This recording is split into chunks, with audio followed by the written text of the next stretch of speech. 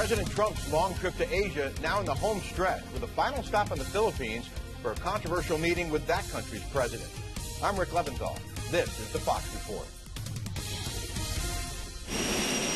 President Trump in Manila now for formal talks with Philippine President Rodrigo Duterte, a leader who has drawn international condemnation for sanctioning a bloody drug war in his country.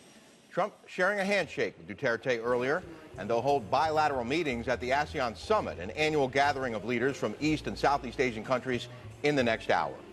Meanwhile, the rhetoric between the U.S. and North Korea took an unexpected turn last night with President Trump jabbing at Pyongyang's leader, Kim Jong-un, on Twitter.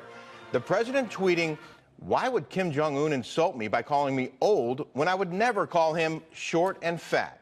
Oh, well, I try so hard to be his friend, and maybe someday that'll happen." Chief White House correspondent John Roberts joins me from Manila in the Philippines with more. John, there had to be some eye-rolling and some pretty dramatic reactions to that tweet in the Far East. You know, there are always reactions to almost everything that the president tweets. And good morning to you, Rick, from Manila, where it's 8 o'clock in the morning. The president begins his day at the opening of the ASEAN conference. In about an hour's time, North Korea will be top of the agenda when the president talks with the leaders of 10 Southeast Asian nations, as well as meets with the prime ministers of Australia and India. It will also be, as you mentioned, his first sit-down bilateral meeting with the controversial president of the Philippines, Rodrigo Duterte.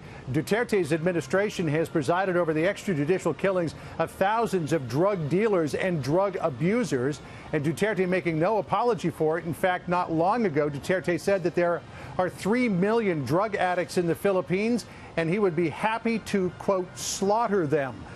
He also has claimed as recently as Friday to have killed people himself, and you'll remember a year ago, he infamously called President Obama a, quote, son of a whore for daring to question his record on human rights. And he took another aim at President Obama on the sidelines of last week's APEC conference in Da Nang, Vietnam, calling him, quote, black and arrogant.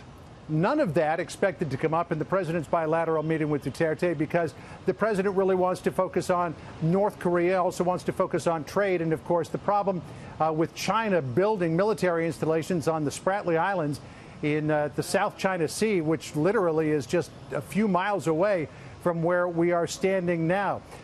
Peter Cayetano, who is the Foreign Affairs Secretary for the Philippines, talked to Fox News yesterday. He believes that the Philippines will have a much better relationship with the United States under the Trump administration than they did under the Obama administration. Listen here. It's a relationship. Relationships are complicated. But you cannot view the relationship in one blow. For example, our military-to-military ties, very strong. Cooperation, very strong. So if there was a misunderstanding with the previous administration, there were words that were misinterpreted because of the distance, because of the different culture, I think it's been repaired now.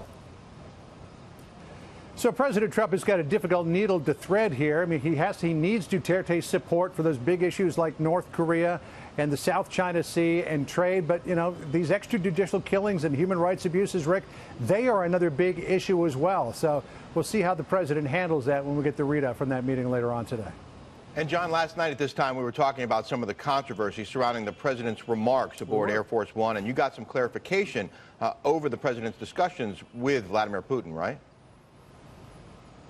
Yeah, you'll remember that controversy erupted yesterday, Rick, a little earlier than this time, when the president said aboard Air Force One that Vladimir Putin had again assured him that he didn't meddle in the U.S. election. The president, when asked if he believed him, said, "I really believe that when he tells me that, he means it." That was taken back home initially, that the president believed Vladimir Putin. But we sought some clarification from him last night at a press conference that he had with President Quang of Vietnam in Hanoi at the presidential palace. I put the question to the president, can you clear this up once and for all?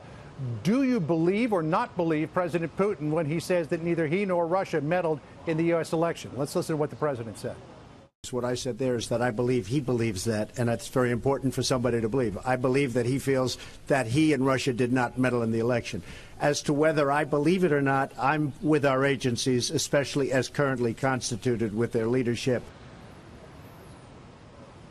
But aboard Air Force One, the president also disparaged the former leaders of the intelligence community, James Comey, James Clapper, and James Brennan, which brought a very sharp reaction from Brennan earlier this morning. Listen to this. Well, I think Mr. Putin is very clever in terms of playing to Mr. Trump's interest in being flattered. And also, I think Mr. Trump is, for whatever reason, either intimidated by Mr. Putin, afraid of what he could do or what might come out as a result of these investigations. So it's very worrisome, and I think it sends a worrisome, very disturbing signal to our allies and partners who are concerned about Russian interference in their democratic processes as well. And Rick, the president actually called me yesterday morning to talk a little bit more about his meetings with President Putin. And he told me that they met on the sidelines of the APEC conference, at cross-meeting tables, things like that, only very briefly.